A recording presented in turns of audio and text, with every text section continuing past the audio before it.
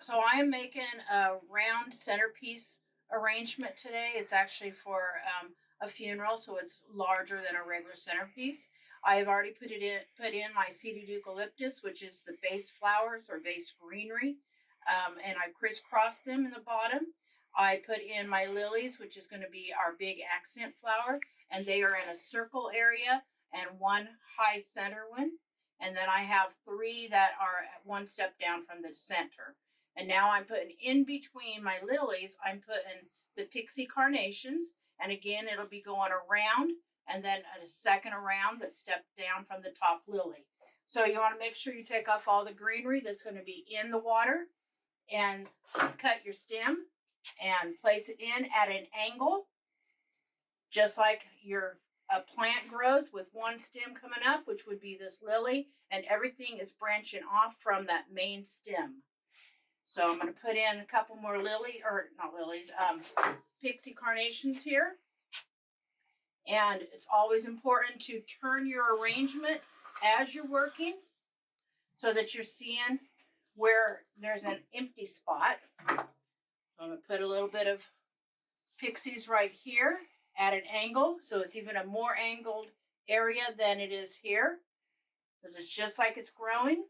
Got one more pixie here to clean and put in, and I've got a long stem, so I'm looking for a spot where I want to fill in at, and I think I'll put it right here on this level over here,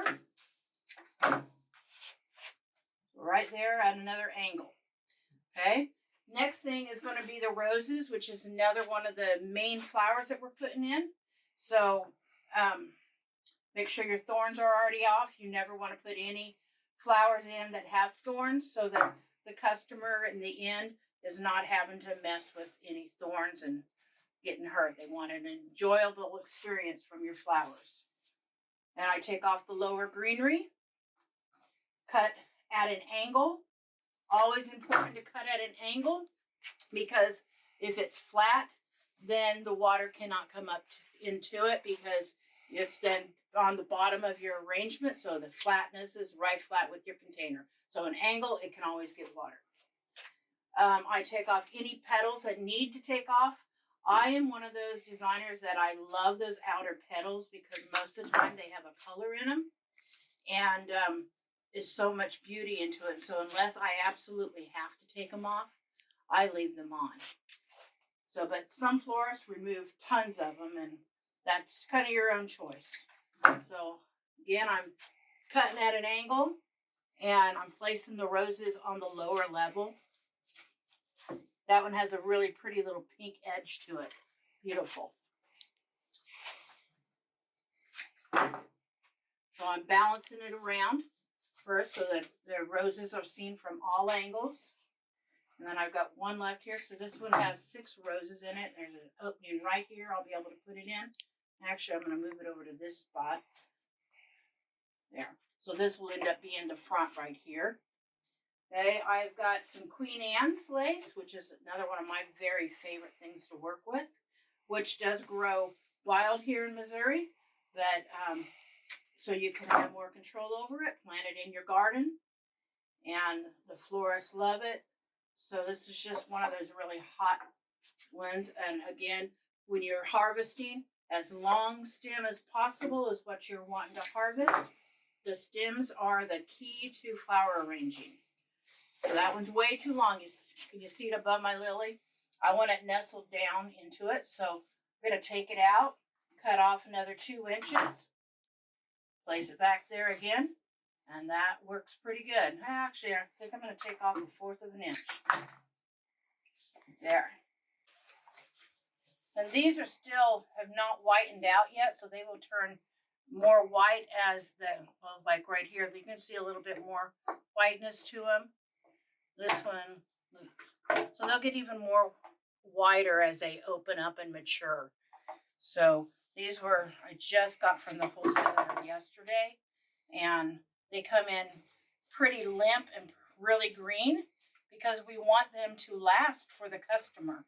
So you're going to be mainly arranging them when they're still green, and that way it'll last a good 2 weeks for your customer.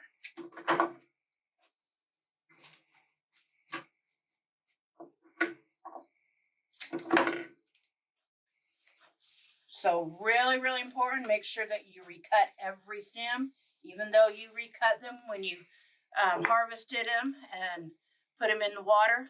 When you're arranging them, you recut again so that they are soaking up water again, because those stems will shut out to keep as much moisture in, but you're wanting to open it up so they start drinking again.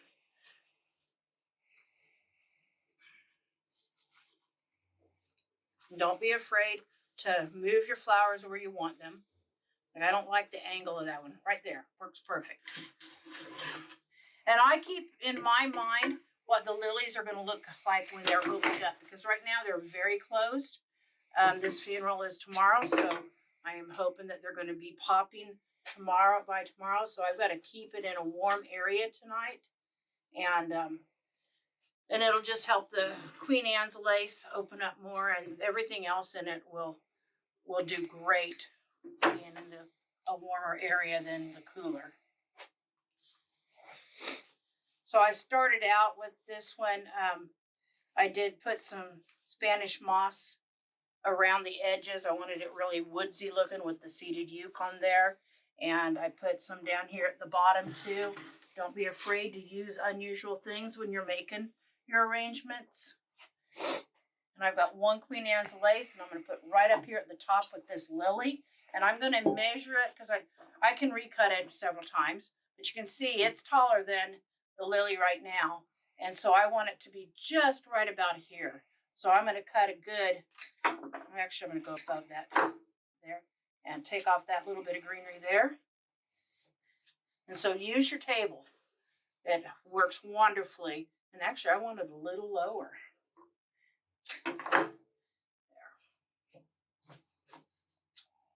There. So now when these open up, this will really fill up that area. And we have two things left to put in.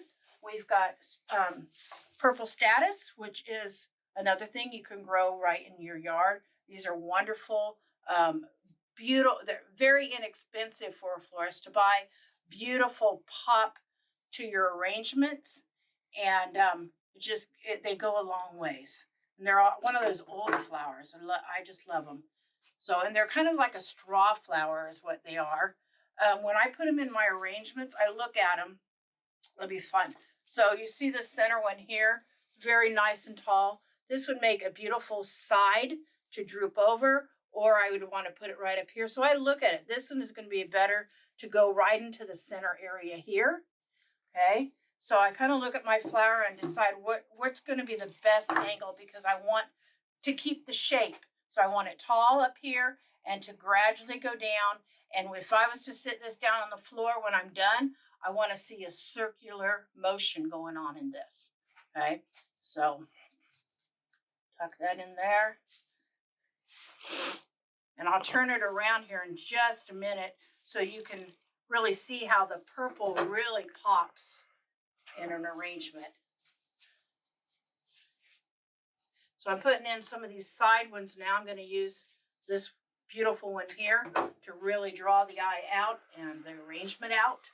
And I'm putting it in at a very strong angle. I'll turn it around here. This is the one I just put in. So how it's coming out and it's drooping down some. Okay. So we added this tall statice right here. I added the one here, right here, that is angled out. So it does that form all the way around. I've turned it around, and now I'm just going to fill in on this side some more statice. And I actually just busted off a lily. It's all right. You haven't destroyed your arrangement. Here's another one that has this wonderful angle on it. So I'm putting it in at an angle, and so it's really protruded out there. So it gives it that really nice effect all the way around. And so it gets a little harder as you're pushing in your flowers now, because you've got them crisscrossing. That helps hold it in. So sometimes you have to push just a little bit hard. Just don't be afraid that your flowers are going to be fine. And I know most of you will be just doing this in a handheld bouquet, but this is the same way that you do a handheld bouquet. To start with, you will pretty well learn to do it in a vase and then pick it up and add to it. That's what we're going to do in the class. And so right here, I am moving my roses up a little bit. I want to put some status in between to help hold it in place. So I'm adding that right there. And I'm just turning it around, I'm looking, and I'm thinking ahead. Okay, these lilies are going to open. They're going to fill in different places. So I'm going to call that pretty well done. Make sure my lily is right centered up. And actually, I'm going to add a piece of status right there to the center. And I'm going to do this one right here. It's going to be a little bit longer. And right there. Okay. All right. So the last thing that I'm going to be putting in is some of the curly willow, which is my very favorite thing to work on. Curly willow really makes your eyes draw different ways. It puts just a lot of motion into your arrangement and appeal. And so, and don't be afraid to cut down your curly willow. You don't want this whole big trunk here. So I will be cutting off some of these pieces. And this is one thing you really want to plant in your gardens. Grows very well in Missouri. And it will actually, if you buy some of this from the wholesaler, and then it'll take about 2 weeks for it to root. And so I'm just going to see how it draws the eye, and it makes your eye go around this curl area. Okay, so I'm going to fill in around the edges with some of these nice, wonderful curly ones first. And then I will also put one up here. And all of this is going to be above the arrangement. So you're going to think into layers. So we've got our first layer of our greenery.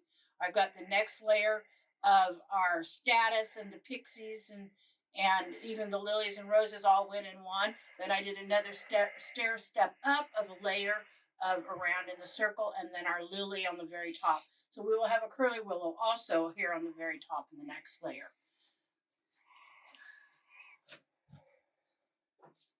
And that one I need a little shorter.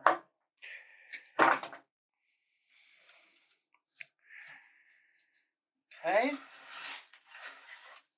Turning it around so I have good viewpoints from every angle that I'm working. And I tend to work off on the right side all the time because I'm right-handed. And again, just because it's a stick does not mean that you don't cut it. So you need to cut it so it can start drinking. You want this to stay as fresh as possible because they'll get real brittle like any tree does. And so you want to have that nice soft limb in there for your arrangement.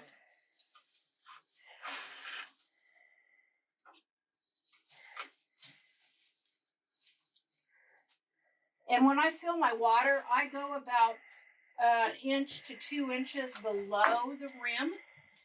And you don't have to do it even as far, but you just need to make sure that if you're putting in something that you're going to hit that water and remember that in 24 hours to 48 hours, it's going to drink quite a bit of water. So I tend to fill them pretty full. And since I deliver my own stuff, I just remember, hey, or my husband does, hey, she does it full so that the customer is not having to replace that water immediately. So notice that was too tall. It was way past this evenness that I'm trying to get. So if you was to take something and do it, you're all staying within this diameter. Okay, so it was way past it. So there. All right, an even climb up.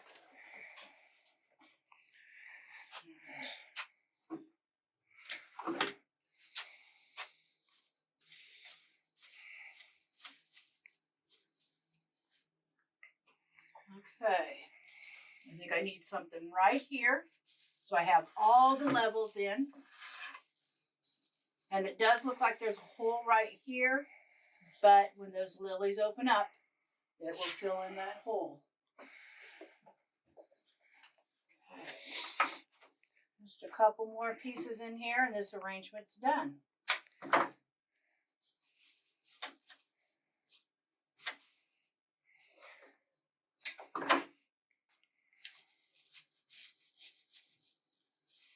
Okay.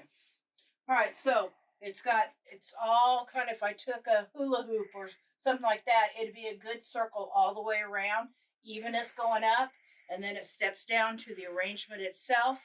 And then as these lilies will open up, and the next day I will recheck it before it goes out the door for the funeral and make sure that nothing else needs to be added. And you can also get a green glow and spray on here, and it makes the leaves shiny. I don't tend to do that very often. I like mine more natural looking. So, all right, well, that's how easy it is. If I wanted to turn this into a big bouquet, I could just pick it up, or I would probably tie it first with some chenille and then pick it up and put ribbon around it, and you'd have a huge bouquet.